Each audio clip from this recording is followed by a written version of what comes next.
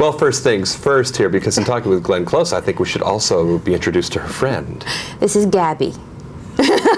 Now, Gabby goes wherever you go. That's right. Either that or it's the bright lights of Hollywood that attracted her. How long have you had the dog? I've had Gabs almost 2 years now. Yeah. Let's talk movies. Okay. Because I think with Fatal Attraction, we're introduced to a Glenn Close we haven't seen before. In fact, in every film, we see some aspect of your talent that we don't know about, it seems like. The sweetness of Maxie, the formidableness of Garp.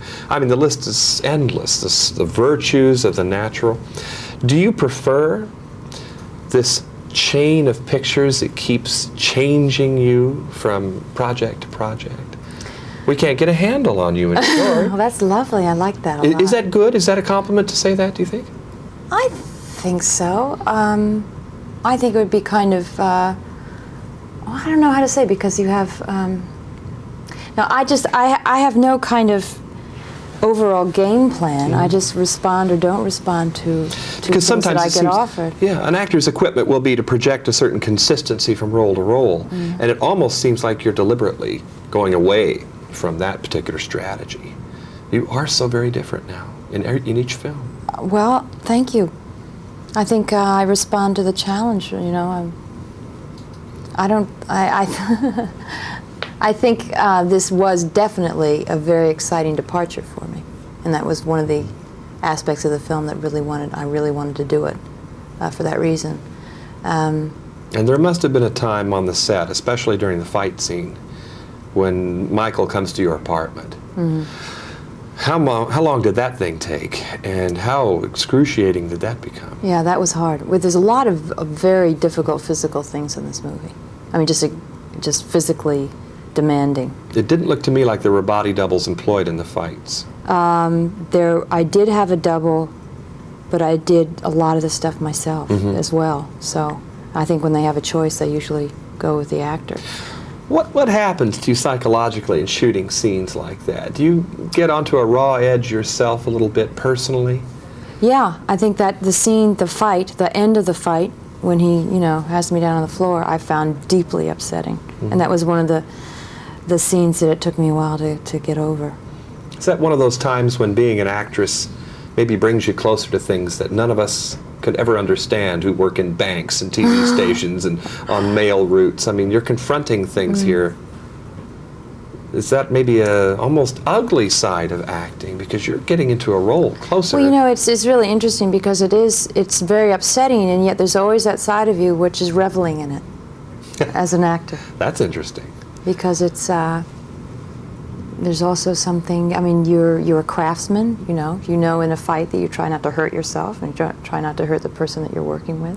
So there's a lot of craft involved in it as well. But also, as you're being upset, you also are realizing that it's a thrill to have something that you can get so deeply involved in.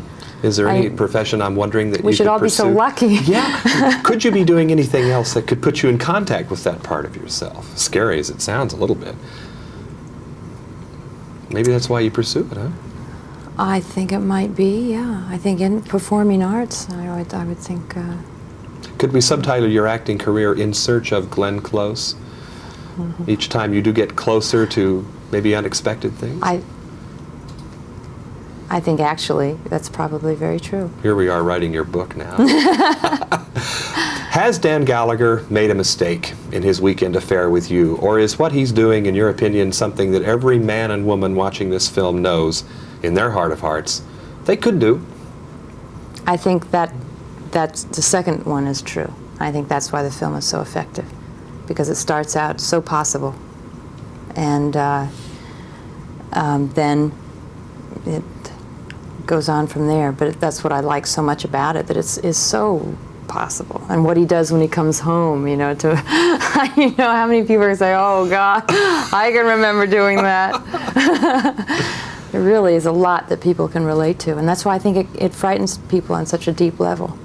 And we think that you're so sweet at first until we remember the very first shot of you is a grim expression in that party. So you're preparing us, aren't you? Did you find things like that to do to set us up, like you are who you are and we should have known it all along? Well, How do you pace a performance like that, I guess, to tip us off in advance? I didn't actually think of it that way. Yeah? I just was playing that moment how I thought the character would play it. It was a fierce expression that should have told us right away. Yeah. Be careful. Yeah. What is next in this gallery of characterizations? It keeps changing. You're like a faceted stone we hold in the light. I don't know what I'm going to do next. I am developing 2 properties I'm very excited about, one for television and one for feature film. Mm-hmm. That will take a while, but I'm having a wonderful time doing it. And it's thrilling to me to be on the production side of things, where you actually, from the very, very beginning. Yeah. And Now, has he been on the set for every one of your projects? She? she was on the set for Fatal Attraction. Yeah. In fact, she almost was in it. But her agent got into fights, and she was. and if only dogs She wanted could her talk. own Winnebago, and that was a little bit too much. Well, I'm going to shake hands with both of you guys. It's been a pleasure. Fatal Attraction is the name of the film. I'm with Glenn Close. I'm John Tibbetts for KCTV 5 in New York City.